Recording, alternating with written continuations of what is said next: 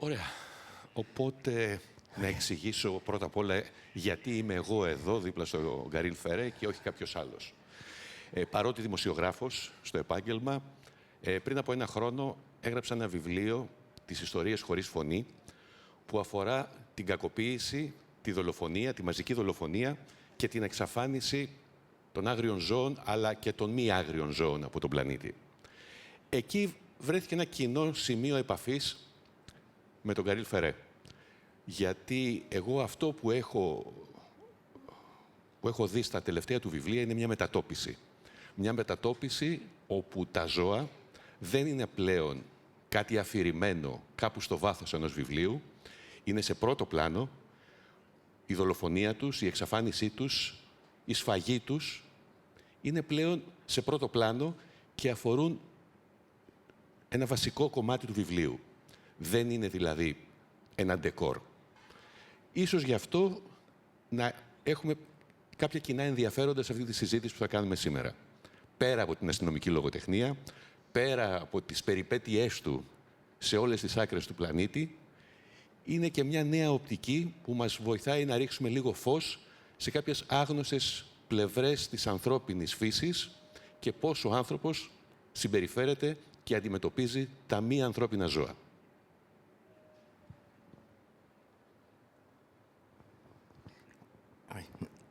C'est un vaste débat, c'est une vaste question dont on pourrait parler pendant des heures, donc je vais essayer d'être un petit peu concis. Aujourd'hui, il y a seulement 4% des animaux sauvages qui sont en liberté. C'est quand même très très peu. Et pour des raisons surtout d'habitat, ces statistiques descendent. Et à terme, ils sont condamnés, en fait. Il y a quelques parcs animaliers qui sont faits, soi-disant, pour les protéger. Mais il y a ce qu'on appelle le colonialisme vert qui fait qu'en fait, on les met quelque part dans une réserve, mais si jamais on trouve du pétrole, du lithium, on va déplacer la réserve. Et on a bien vu comment ça se passait avec les Indiens d'Amérique. Quand tu commences à déplacer les gens, au bout d'un moment, tu les mets juste dans les endroits où il n'y a plus rien. Et ils sont condamnés. Et moi, je pense que comme tout le monde, un monde sans animaux sauvages, il nous manquerait une part, non seulement une part de rêve, parce que tous les enfants rêvent d'animaux, tous les enfants ont des peluches, enfin, s'ils sont normalement constitués. Et on a besoin de ces animaux, on s'identifie très très vite quand on est enfant aux animaux. Et souvent, plus tard, quand on vieillit, on nous dit oui, faut acheter une maison, faut trouver un travail, faut gagner de l'argent, et il faut faire un prêt, en fait, quoi. Et les animaux, on les oublie complètement.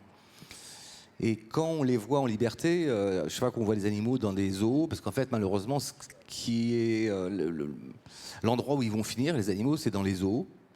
Et je trouve ça assez triste à chaque fois, non seulement de voir des animaux dans des zoos, mais alors souvent on s'est réjoui, tiens, il y a eu une naissance d'un petit gorille ou d'un petit lion dans tel zoo. Ils se plaisent suffisamment pour faire des petits. Mais en fait, en général, ils sont tellement traumatisés, ils sont en prison. Donc, généralement, en prison, tu n'as pas trop envie de faire des enfants. Parce que tu dis, tiens, ils sont comme nous aussi. Enfin, ils ont un degré de conscience qui est différent. Mais ils ressentent les choses, ils sont aussi sensibles que nous, d'une manière différente, mais aussi sensibles que nous. Et si l'humanité était en prison, je ne suis pas sûr qu'on ait tellement envie de baiser, quoi. En fait. Στην αστυνομική λογοτεχνία, αυτό που ξέρουμε από την αρχή είναι ότι υπάρχει ένας δράστης και ένα θύμα. Και αυτό που ψάχνουμε να βρούμε είναι ποιος έκανε το φόνο.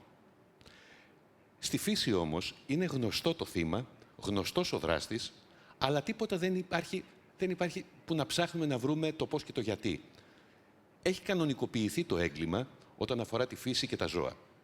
Εκεί έχουμε ένα έγκλημα, έχουμε μια δολοφονία, έχουμε ένα φόνο, ξέρουμε ποιος είναι ο δολοφόνος, αλλά δεν ασχολείται κανείς με αυτό. Υπάρχει μια κανονικοποίηση και μια σχετικοποίηση της βίας, του θανάτου και της απώλειας. Πώς το αντιλαμβάνεστε εσείς αυτό μέσα από τα βιβλία σας? Bah, c'est normal qu'on ait plus d'empathie pour des humains que pour des animaux. Juste parce que les humains, on est de la même famille, la même espèce, on va dire. Donc je ne suis pas en train de dire que les animaux et les humains se valent, entre guillemets. Mais je pense que vu l'état de l'humanité aujourd'hui, alors vous êtes super, mais on n'est pas nombreux, dire. Hein, parce que Trump et compagnie, enfin, on voit bien que l'humanité, elle est très bancale. Et moi, je ne suis pas sûr que l'humanité passe le siècle, ce qui est assez désespérant, mais ça me semble assez, malheureusement, assez logique, assez juste. Euh, et je pense que le souci qu'on a des animaux, on ne peut pas se soucier nous-mêmes et si on ne se soucie pas des animaux. Parce qu'on est tous reliés les uns aux autres, que ce soit entre les humains, mais aussi entre les autres espèces. C'est quand même les animaux qui nous font vivre, hein, que ce soit les océans, même si on est végétarien, tout est lié, hein, que ce soit les plantes, c'est complètement lié aux animaux aussi, quoi. Donc on est vraiment tous sur la même planète et je pense qu'on est tous au même niveau de survie.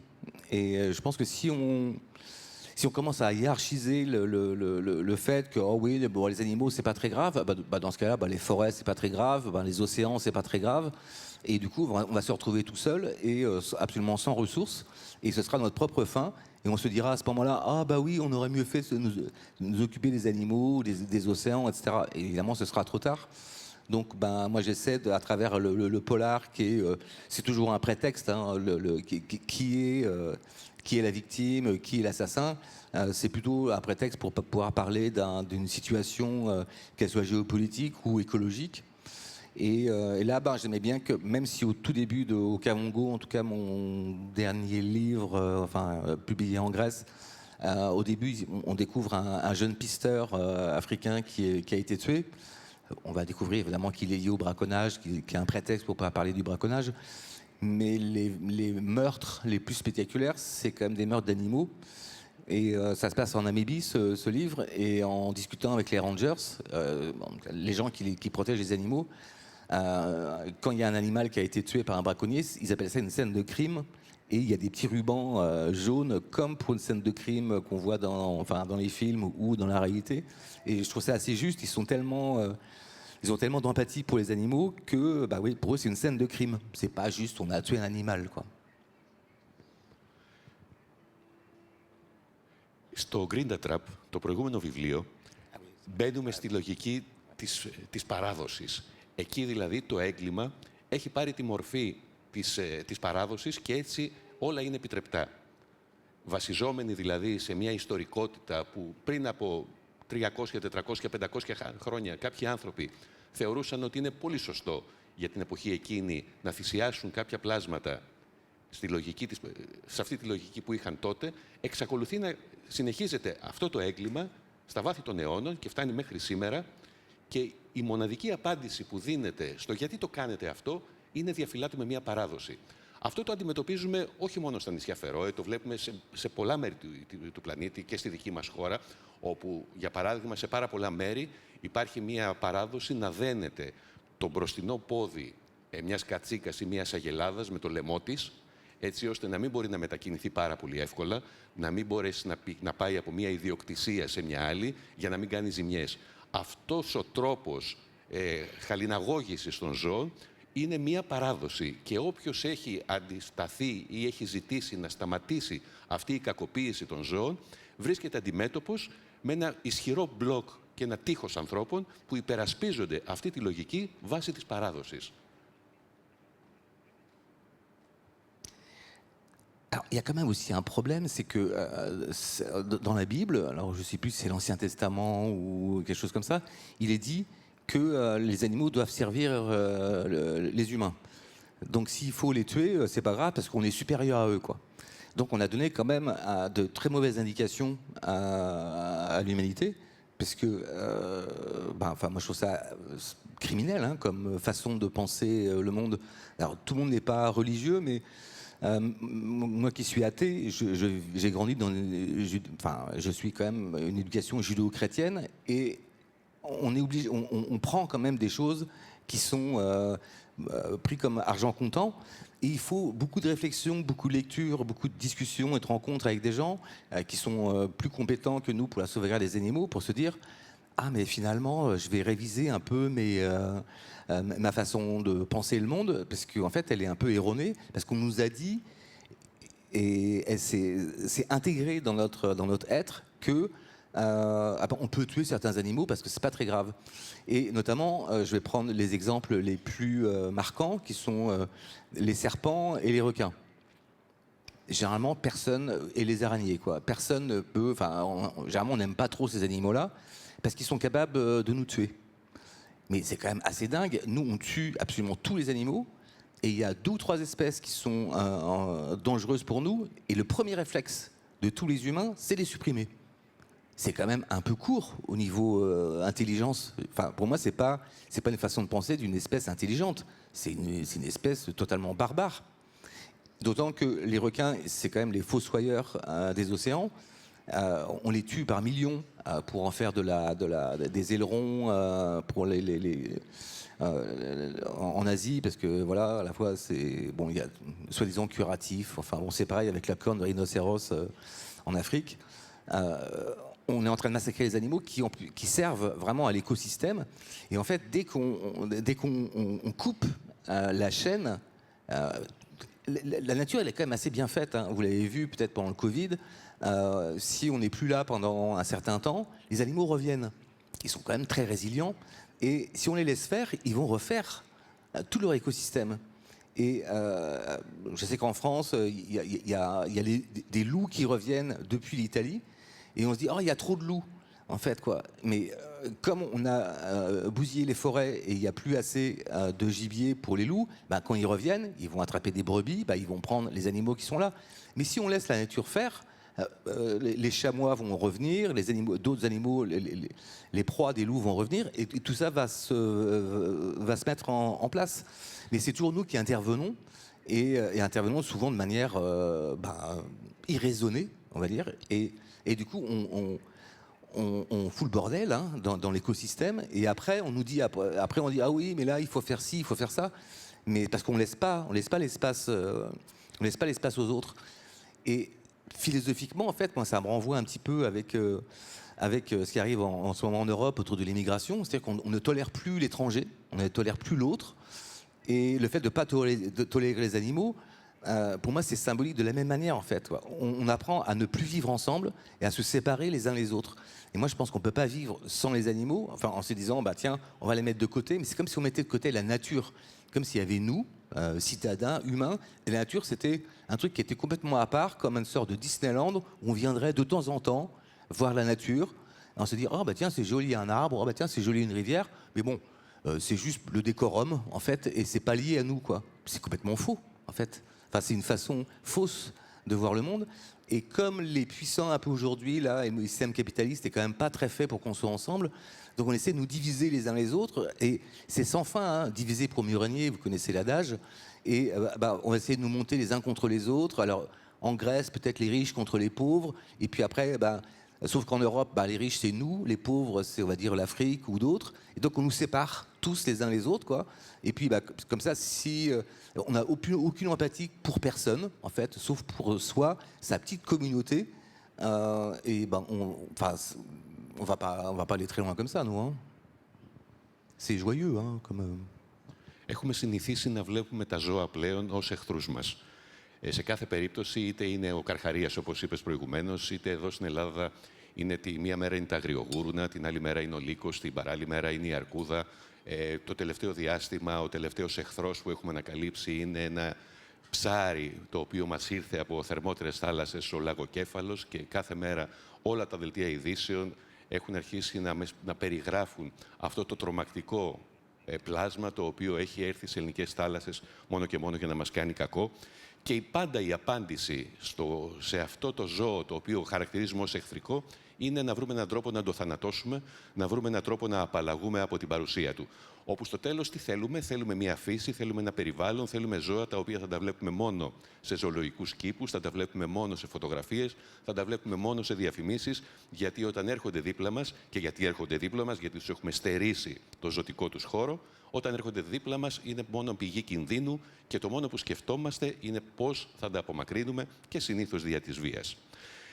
Θα ήθελα να σου πω ότι Πριν από 2 χρόνια, όταν ξεκίνησα να γράφω το βιβλίο για τις ιστορίες χωρίς φωνή, παράλληλα διάβαζα το δικό σου το βιβλίο «Τον Πάγο».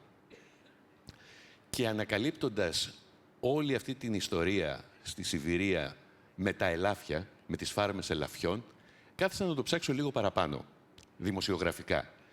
Και πέρα από τις φάρμες αναπαραγωγής, ανακάλυψα ότι υπήρχαν και οι λεγόμενες φάρμες αίματος. Είναι φάρμες στις οποίες συντελείται μία από τις πιο απέσιες, κατ' εμέ, δραστηριότητες του ανθρώπου επάνω σε ένα ζώο. Τι γίνεται ακριβώς εκεί?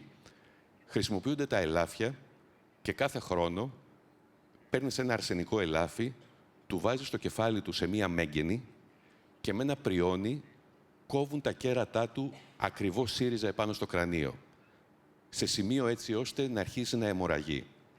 Αυτές είναι οι λεγόμενες φάρμες αίματος ελαφιών. Είναι τα ελάφια που ματώνουν.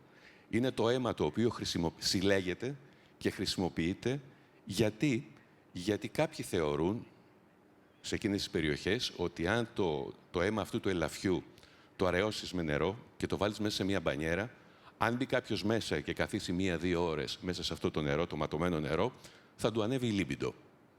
Και είναι κάτι πολύ ακριβό. Στοιχίζει πάρα πολύ αυτή η διαδικασία.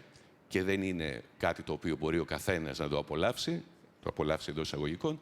Είναι κάτι που είναι μόνο για τους ευκατάστατους. Είναι μόνο για τους ίδιους ανθρώπους που έρχονται από άλλες χώρες, που θα πάνε στην Μποτσουάνα, που θα πάνε στην Αφρική, που θα πάνε εκεί που μας περιγράφει το Καβάγκο, που θα έχουν πληρώσει δεκάδες χιλιάδες δολάρια για να σκοτώσουν ένα ζώο μόνο και μόνο για το τρόπαιο. Αυτή είναι η σημερινή πραγματικότητα, η οποία στο σημερινό ιστορικό πλαίσιο δεν έχει καμία δικαιολογία.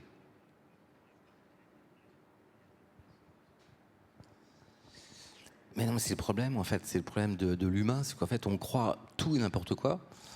Bon, vous savez sans doute que pour la corne de rhinocéros, tu parles des rennes, mais les rhinocéros, c'est pareil, en fait.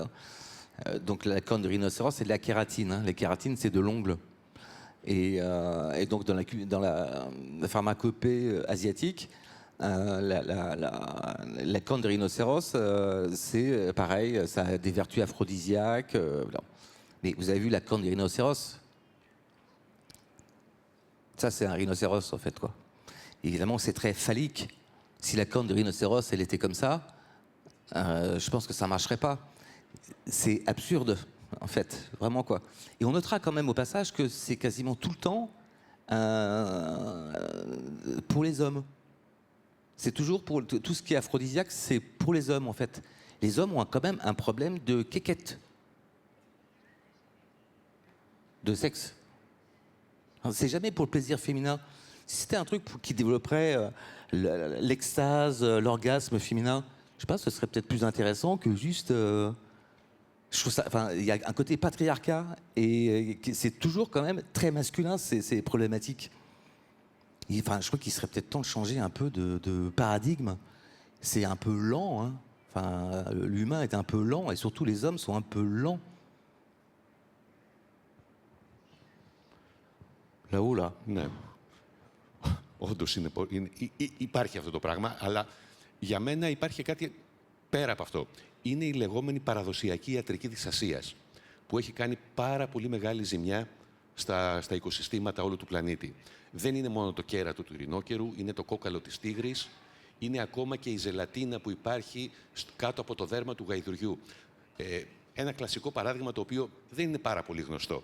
Μπορεί να μιλάμε για την εξαφάνιση των άγριων ζώων στην Αφρική και για το κίνδυνο εξαφάνισής τους. Έχουν εξαφανιστεί τα γαϊδούρια στην Αφρική. Στην υποσαχάρια Αφρική δεν υπάρχουν πλέον γαϊδούρια, γιατί τα δολοφονούνται, αγοράζονται ή τα κλέβουν από τα χωριά και δολοφονούνται μαζικά, έτσι ώστε η ζελατίνη τους να πουληθεί στην Κίνα για την παρασκευή κάποιων σκευασμάτων που θεωρούνται φαρμακευτικά. Και πλέον αυτή η αγορά έχει στραφεί στη Νότιο Αμερική και αναζητούνται εκεί γαϊδούρια για να παράξουν αυτό το υλικό. Είναι λίγο παράλογο όλο αυτό που γίνεται, γιατί είναι γιατροσόφια ή είναι σκευάσματα τα οποία επιστημονικά δεν έχουν αναγνωριστεί ότι μπορούν να προσφέρουν κάτι. Παρά όλα αυτά, εκατομμύρια άνθρωποι υποστηρίζουν και εξακολουθούν να θεωρούν ότι αυτά μπορούν να του προσφέρουν κάποια βοήθεια σε ιατρικά προβλήματα και ανακυκλώνουν αυτό το πρόβλημα, το οποίο έχει πάρει τεράστιες διαστάσεις και πλέον παγκοσμιοποιείται. Δηλαδή, όταν ο Κινέζος ασθενής έχει εξαντλήσει τα γαϊδούρια στην Αφρική και ψάχνει γαϊδούρια στη Νότιο Αμερική, καταλαβαίνουμε ότι πλέον έχει χαθεί κάθε έλεγχος σε αυτή τη διαδικασία. C'est ça. En fait, c'est quand même assez absurde, mais c'est le problème des croyances, en fait, quoi. Si tu grandis avec une croyance, ben, tu vas croire que c'est la vérité, en fait, quoi. Et je ferai un peu le parallèle avec les religions, hein. Alors, le Père Noël, enfin, en Europe, ben, on apprend à ses petits quand même qu'il n'existe pas. Mais si on te dit jamais que le Père Noël n'existe pas, tu finis par le croire, à croire à cette légende.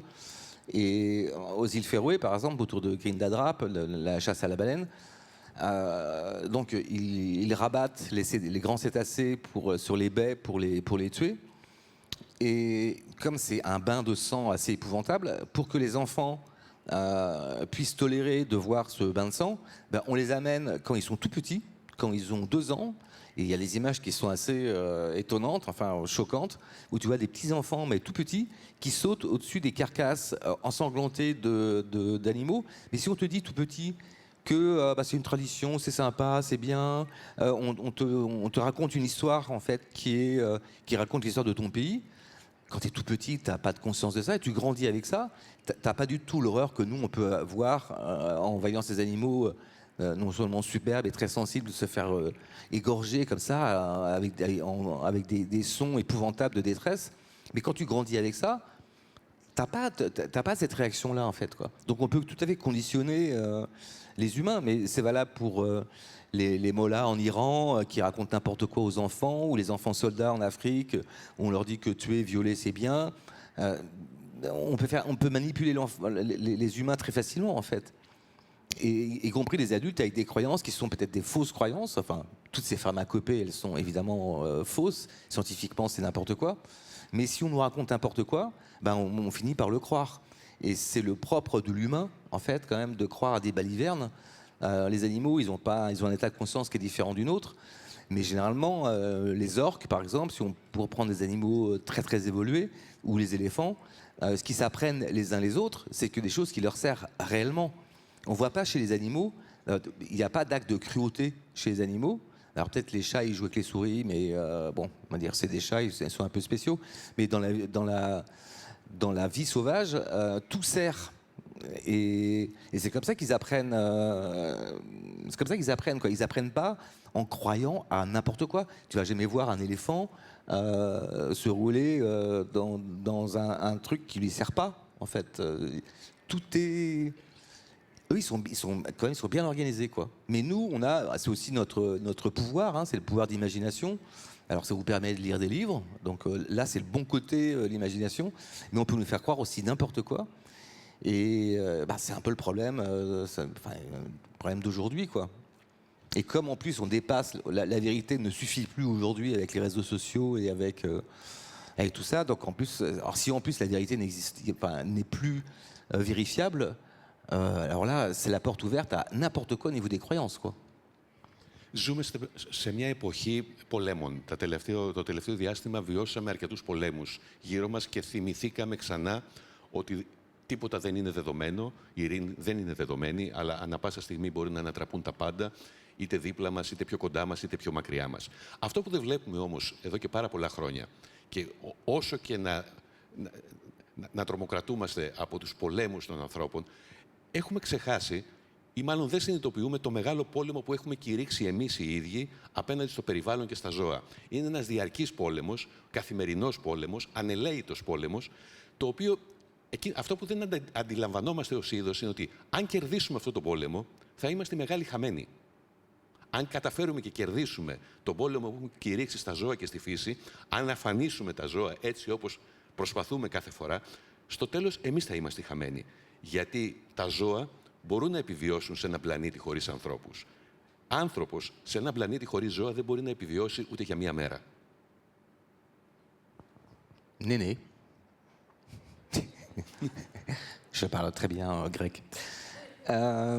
Ben oui, En fait, c'est absurde qu'on mène une guerre et si on la gagne, on perd. C'est quand même idiot. Mais c'est l'humain, en fait. Mais c'est toujours pour des raisons de cupidité, en fait, quoi. Alors, il y a des questions d'espace, parce qu'on est de plus en plus nombreux, donc à un moment, il faut bien qu'on mette notre maison quelque part, et des choses comme ça. Mais en général, c'est quand même la guerre qu'on mène. Si on vit des océans, c'est par cupidité.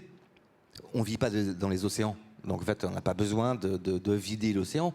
Mais tant qu'on peut ramasser de l'argent, on le fait.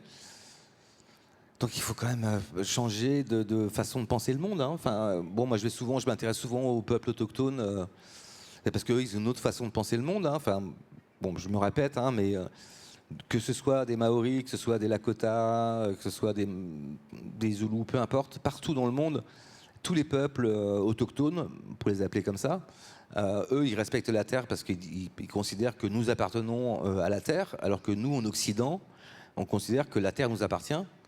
Et on est irréconciliable sur cette façon de penser le monde. Et pour moi, c'est assez philosophique, en fait. C'est quoi ton rapport au monde, en fait?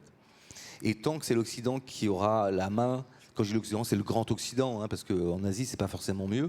Mais tant que ce système, il est anthropophage, hein, par la bande, il est anthropophage, en fait, c'est ce système qui fonctionne pas. Et en plus, on le sait. Je vois en France, là, il y avait Macron, qui est quand même pas idiot. Normalement, il a 22 sur 20 à toutes les notes. C'est qu'à l'école, il est quand même très très bon.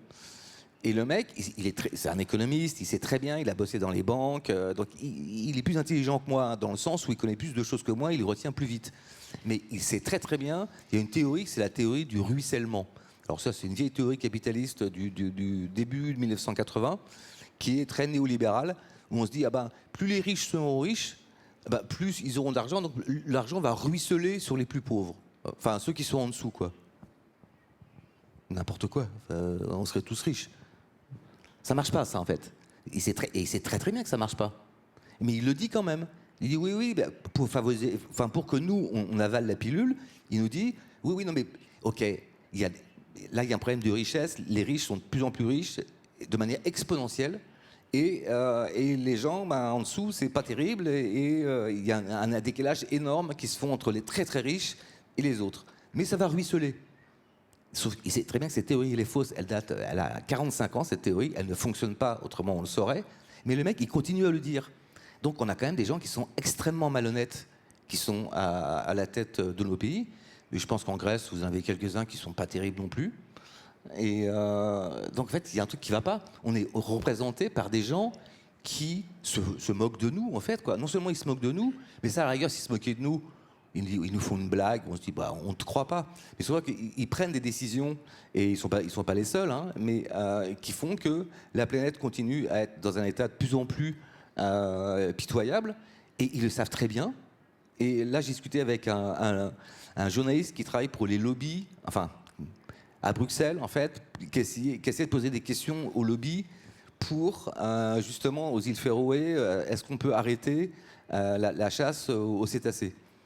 Mais quand tu vois toute l'énergie qu'il faut pour essayer non, pas de convaincre un lobby, en fait, un lobby, tu ne le convaincs pas. Son job, c'est de défendre le pétrole, la surpêche, ou des choses comme ça, quoi.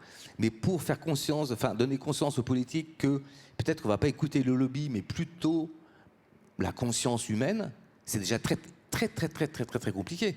Parce que nous, on est un peu seuls, et les lobbies sont très forts. Mais ce qui est terrible avec l'humain, parce que moi, je pensais un peu à ça, je me dis, mais qui travaillent pour les lobbies? En fait, c'est des gens qui sont comme vous et moi, et on leur dit, ok, tu vas travailler, je prends un exemple tout bête, le pétrole. Tu vas travailler pour le pétrole, et tu vas dire à Bruxelles, tu vas dire à tous les députés européens que le pétrole, c'est bien.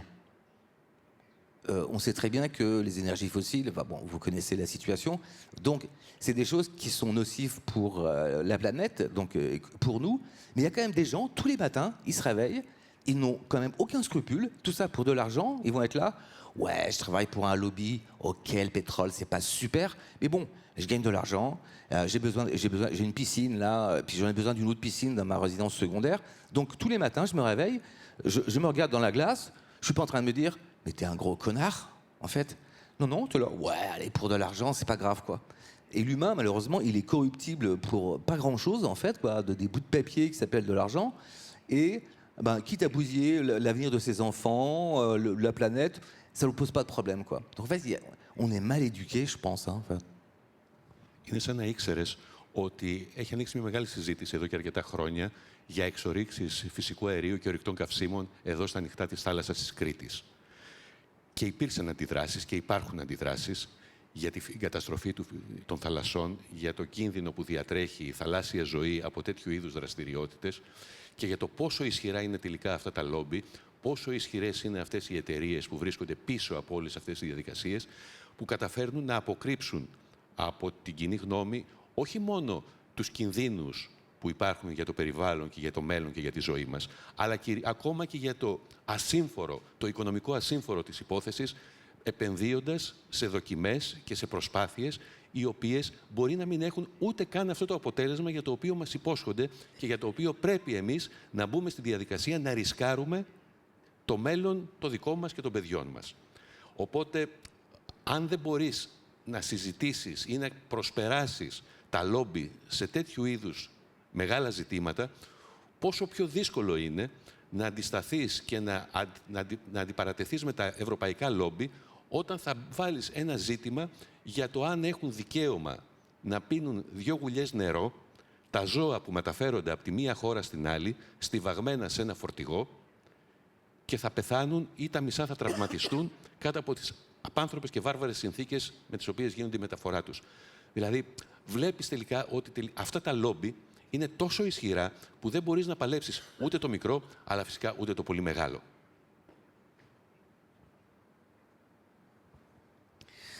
Mais il faut résister quand même, parce que c'est le bon côté de l'humain aussi, c'est qu'il est quand même très teigneux. Et il y aura toujours des gens qui viendront mettre le grain de sable à l'endroit où il faut pour changer les choses. Sea Shepherd, qui travaille donc pour les océans, aux îles Féroé, ils ont sensibilisé les gens au Green Nadrap, donc à la chasse à la baleine, pour arrêter les massacres des cétacés. Et où ils sont malins, en fait, c'est...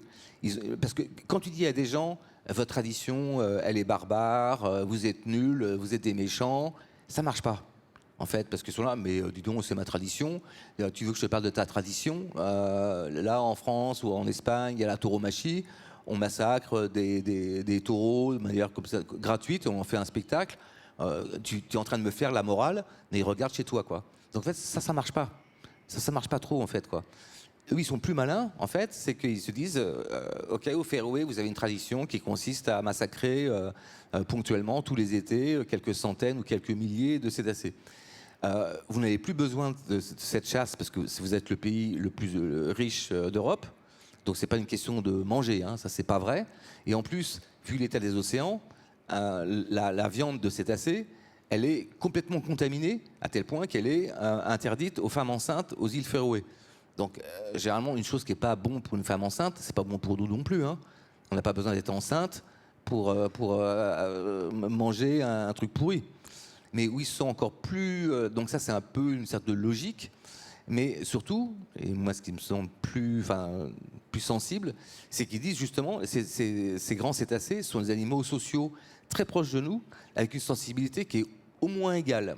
Je ne vais pas commencer à parler des grands cétacés parce qu'il y en a pour une heure, mais en tout cas, ils sont extrêmement solidaires les uns les autres et ils ont un sens d'amour de la famille et de leurs proches qui est vraiment semblable au nôtre. Hein. On ne peut pas dire c'est moins, c'est rare. Non, non. Ils veulent tous se sacrifier. D'ailleurs, c'est comme ça qu'ils les rabattent. Il suffit qu'ils en prennent un et qu'ils le ramènent de force vers la côte pour que tous les autres vont essayer de le sauver. Et c'est ce qui les perd. Mais si tu dis aux gens, regardez cet animal, il est magnifique, il est beau, il est sensible, il est proche de nous, tu vas pas tuer ton petit chat, tu vas pas tuer ton chien. Tu sais, même si tu t'en fous les animaux, tu as quand même un animal de compagnie qui, lui, tu vas être très proche de lui. Et du coup, c'est un peu parier sur le cœur plutôt que sur l'argent. Alors c'est très utopique, mais s'il nous reste pas le cœur, c'est fini. Hein. Enfin, si on n'a plus de cœur, les humains, autant qu'on crève, hein, sans les connaît. Mais nous, on a du cœur, nous. Ο ρόλος της λογοτεχνίας ποιος μπορεί να είναι σε αυτή τη διαδικασία της αλλαγής και της μετάδοσης κάποιων πληροφοριών έτσι ώστε να μπορέσουν κάπως να αλλάξουν κάποια πράγματα, να αλλάξουν κάποιες αντιλήψεις, να αλλάξουν κάποιες συνήθειες, να αλλάξει ο τρόπος με τον οποίο ο μέσος άνθρωπος βλέπει τα ζώα και το περιβάλλον γύρω του. Bah, déjà, ce qui est assez. Bah, après, c'est pareil, il faut avoir la chance de voir des animaux sauvages en liberté. Mais quand vous voyez une girafe en liberté, franchement, ça donne vraiment envie de pleurer. Hein, tellement c'est. Voilà, c'est beau, c'est sensible. Il se passe quelque chose dans nos corps. Tout n'est pas perdu parce qu'on a quand même encore, on est quand même des animaux très sensibles. Hein, même les lobbyistes, des fois, ils peuvent être pris par surprise par la beauté du monde. Et quand tu vois un animal sauvage en liberté, il se passe quelque chose. Évidemment, tu as envie de te battre, ou en tout cas, tu as envie de faire quelque chose pour qu'il puisse juste continuer à vivre. C'est juste ça. Mais c'est paradoxal parce que l'humain, on est capable du meilleur comme du pire. Donc, essayons de parler du meilleur parce que là, on parle que du pire. Mais ce qui nous sauve un peu, je vais parler de mon exemple à moi, mais je pense que ça va vous parler à tous. Moi, j'ai grandi. Mes grands-parents ont connu la guerre, donc ils n'avaient pas assez à manger. Donc quand j'étais chez mes grands-parents, il fallait qu'on mange beaucoup, beaucoup, beaucoup. Hein, et surtout de la viande, parce qu'ils n'avaient pas eu de viande et tout, quoi. Donc il fallait manger beaucoup de viande. Alors bon, moi j'aimais trop aimer la viande, mais enfin bon, il fallait manger qu'on mange beaucoup, quoi. Plat, entrée, plat, dessert, fromage. Enfin, c'était des repas énormes en fait, quoi. Et avec le temps, j'ai essayé de manger un peu moins déjà, quoi. Et puis, de génération en génération, ma fille qui a 30 ans, elle n'a pas connu la guerre, elle n'a pas connu ses arrière-grands-parents, lui ont pas parlé de la guerre parce qu'ils étaient trop vieux. Et les nouvelles générations, je pense que certains d'entre vous, c'est pareil aussi, quoi. Ils sont végétariens, de plus en plus, ils ont choisi une autre alimentation. Et ma fille, moi, j'ai toujours été proche des animaux, donc j'ai toujours un peu sensibilisé à ça. Et c'est elle qui m'a dit, papa, tu me parles des animaux, ils sont super et tout, et tu continues à les manger. Je dis, ouais, mais bon, j'aime bien les araignées de mer, les homards, on a tous notre petite sélection, en fait, quoi. Et elle m'a dit, si tu veux être juste, moi, je deviens végétarienne, pas parce que j'aime pas manger tel ou tel aliment, mais parce que si tu veux être juste et logique, tu es végétarien. Déjà, si le monde est végétarien, déjà, c'est la moitié de la planète qui va beaucoup mieux. Hein. Et t'es là, ouais. Donc en fait, peut-être le seul espoir qu'on ait, c'est les nouvelles générations qui éduquent les suivantes. Et du coup, je suis devenu, comme beaucoup, flexitarien. C'est-à-dire que je mange plus trop de viande. Et puis, bon, en Grèce, par contre, c'est dur. Hein. Pour les fruits de mer, là, à Rania, c'est de la provocation. Là, je suis obligé de manger. Je vais pas manger que des légumes. On s'arrange toujours, hein, plus ou moins, avec la réalité. Mais bon, en tout cas, on peut faire des choses quand même comme ça, quoi. Et en fait, on se rend compte que ne plus manger de viande ou de manger une fois par mois, franchement, c'est pas dur. Hein. C'est juste une question d'habitude. Et en fait, donc, on peut faire quand même des gestes qui paraissent des petits gestes, mais qui n'en sont pas. Parce que tous ces lobbies, on va dire le lobby de la viande, qui est énorme, en tout cas en France, c'est énorme. Il suffit qu'on arrête d'en manger pour qu'il n'existe plus, hein, ce lobby. C'est quand même aussi assez simple. Hein. Et il n'y a plus de transport d'animaux. Τι να συζητήσεις στη Γαλλία για το foie gras. Πώς να εξηγήσεις, πώς να πείσεις αυτή τη χώρα, αυτή την οικονομία, ότι πρέπει να σταματήσει να βασανίζει τις πάπιες. Τις χήνες και τις... Mais en fait, il y a de moins en moins de gens qui mangent du foie gras en France. Et on voit le lobby du foie gras en France tous les ans, à Noël, qui est là. Oui, non, mais le foie gras, c'est bien. Bon, non, c'est pas terrible. Alors, bon, ça tombe plutôt bien, moi, j'aime pas trop ça. Mais je comprends qu'on puisse l'aimer, mais les conditions...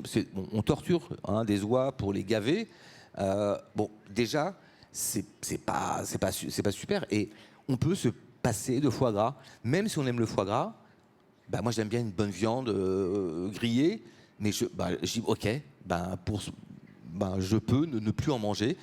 OK, j'aimerais bien en manger, mais c'est pas très grave. Et on peut se passer très facilement en fait de choses. Il faut juste changer ses habitudes. Mais l'humain, il aime bien ses habitudes. L'humain est un peu, il est un peu réactionnaire en fait, quoi. Il dit ah bah c'était mieux avant, on pouvait manger plein de viande et tout. Ben oui, mais la planète est en train d'être bousillée.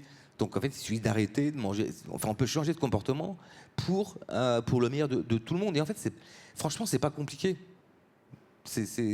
On se fait souvent une montagne de changements qui sont on accouche d'une souris. Hein. Enfin, c'est rien en fait. C'est un petit espoir. Εγώ πιστεύω πάντως ότι μια μικρή ελπίδα και ένας τρόπος αλλαγής είναι και τα βιβλία σου. Είναι μια μικρή κίνηση το να μπει σε αυτά τα βιβλία και πέρα από τους ήρωες, τους ανθρώπινους ήρωες, αν δεις και τους άλλους, τους σιωπηλούς ήρωες αυτών των ιστοριών, υπάρχει μια πιθανότητα να αλλάξει η οπτική μας απέναντι σε αυτό τον κόσμο, το σιωπηλό κόσμο, που έχουμε μάθει να τον αντιλαμβανόμαστε ως κάτι το αόρατο, το σιωπηλό, που απλά υπάρχει για να εξυπηρετεί εμάς. De toute façon, tout est lié. Hein. Vraiment, tout est lié. C'est pas tout bête à dire comme ça, mais on est tous... donc, chaque geste compte, en fait. Et c'est un peu ce qui peut nous donner... pas bonne conscience, parce que bonne conscience, ça veut dire qu'on fait un truc vite fait, et qu'en fait, on continue à faire la même chose, quoi. Mais il peut y avoir une prise de conscience collective qui est assez simple, mais malheureusement, en fait, c'est souvent, on a besoin d'une catastrophe pour se dire « Ah bah oui, on aurait mieux fait de faire ci ou ça ». On s'est rendu compte pendant le Covid, tout à coup, que la fragilité de notre humanité, ça nous semblait quand même de la science-fiction, cette histoire. Puis quand on s'est retrouvés tous confinés chez nous, on s'est dit « Mais on a l'impression d'être dans une dystopie, dans un film, en fait, un mauvais film ». Et en fait, ça veut dire que les choses, elles sont juste là, en fait. Hein. La catastrophe, elle est juste là, quoi. Alors, moi, je trouve ça un peu dommage qu'on soit obligé d'attendre qu'une catastrophe, une nouvelle catastrophe arrive pour réagir. Mais malheureusement, c'est un peu comme ça que réagissent, en tout cas, les politiques. Je me souviens, en tout cas, en France, quand il y a eu le Covid, notre président, Macron, il avait parlé de combat, de guerre contre le Covid, et que le monde allait changer. À un moment, j'ai dit, putain, il a mangé du Che Guevara, quoi. Qu'est-ce qu'il a, lui? Enfin, tout à coup, là, il va revenir avec un bandeau, El Pueblo, Unido. T'es là, ok, pourquoi pas? Il peut changer, hein. Il n'y a que les imbéciles qui changent pas d'avis. Et il y a eu la fin du Covid, et la première mesure qu'il a fait, c'est autoriser les antennes 5G pour les futurs data centers, en fait, quoi. Donc un truc écologique qui nous précipite dans le mur. Et voilà comment sa première réaction. Tu dis ok, bon bah il nous enfume, quoi. Il nous raconte n'importe quoi. Et bon bah c'est pas lui qu'il faut, hein. Il faudrait un Mandela, quoi. Enfin quelqu'un qui a une conscience politique, ou une Mandelette, enfin une Mandela en femme, quoi. Quelqu'un qui voit plus loin et plus long. Là, je reviens mon prochain roman se passe chez Lakota, donc les Sioux en Amérique. Et toutes les décisions qui étaient prises par les Lakota, ils disaient ok, on doit faire ci, on doit faire ça, on doit chasser le bison à tel endroit ou là. Toutes les décisions, elles étaient prises sur les 7 prochaines générations. Pas dans les 7 heures ou les 7 jours qui suivent, mais 7 générations. Donc ils étaient obligés de se dire, ok, si on fait ça, par exemple tout à l'heure tu parlais de est-ce qu'on doit faire de l'extraction de pétrole dans la mer Égée, par exemple, quoi. Eh ben, chez les Sioux, ils disent, ok, c'est une question. Qu'est-ce que vont penser les 7 prochaines générations? Est-ce que c'est bénéfique pour les 7 prochaines générations? Jusqu'à la 7e, hein. Eh ben, ils débattaient et la réponse, elle était oui ou non, selon les 7 générations. C'est quand même beaucoup plus intelligent que la cupidité du court terme pour faire des profits. Donc on peut changer, enfin on peut penser le monde d'une manière différente. Et moi j'aimerais qu'on n'attende pas une énième catastrophe, mais celle-ci quasi définitive, pour se dire ah bah tiens on aurait mieux fait de faire comme ci ou comme ça, quoi. Mais ce que disent souvent les peuples autochtones, c'est que nous on a des solutions, on vous les donne, mais vous n'écoutez pas. Vous nous parlez de vos solutions, il faut faire ci. Des fois en Occident on a de très bonnes solutions, hein, sur certains problématiques qu'on connaît bien et qu'on est capable de gérer aussi. Donc eux, ils nous écoutent, mais nous, on les écoute jamais. On est quand même obtus, quoi. Enfin, il nous manque la moitié de notre cerveau. Hein. Enfin, on a plein de choses à apprendre de tout le monde, en fait, quoi.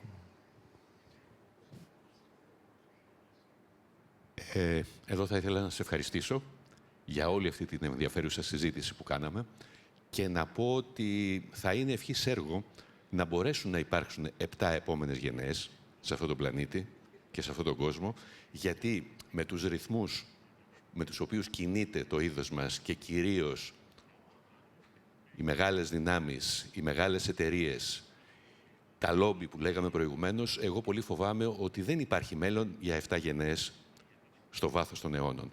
Πολύ φοβάμαι ότι θα τελειώσει πολύ πιο γρήγορα αυτή η διαδικασία, γιατί αν συνεχίσουμε με αυτή την αυτοκαταστροφική ταχύτητα και ρυθμούς που έχουμε βάλει στην ανάπτυξη, αυτό που θεωρούμε εμείς ανάπτυξη, νομίζω θα απογοητεύσουμε τους Χιου, οι οποίοι θα μείνουν μόνοι τους να σκέφτονται κάπου στο βάθος του μέλλοντος αν θα υπάρχουμε ή όχι. Σε ευχαριστώ και πάλι. Ήταν χαρά μου και τιμή μου και ευχαριστούμε και εσάς που ήσασταν μαζί. Και μια τελευταία κουβέντα. J'ai une petite note, un peu d'espoir, tout petit peu, un petit peu d'espoir. Exclostopoli. Donc je reviens des territoires Sioux, Lakota, et je discutais avec je vais aller très très vite avec un chaman, et il me dit ouais, il y a eu un oracle à la fin des guerres indiennes, donc fin 19e, qui a dit que pendant 7 générations, nous Indiens, on va beaucoup souffrir, on va être presque laminés, on sera assujettis par les Blancs, mais dans 7 générations, on va retrouver notre pouvoir. Et il me disait ça, je dis, ok, j'aime bien ton idée, mais vous êtes 20 000 Lakota, vous habitez en Amérique, il y a Trump, vous avez l'armée la plus puissante du monde, je ne vois pas trop comment vous allez pouvoir vaincre l'Amérique, enfin l'Amérique des Blancs. Il dit, ah non, mais en fait, l'oracle, il n'a pas dit qu'on allait vaincre les Blancs.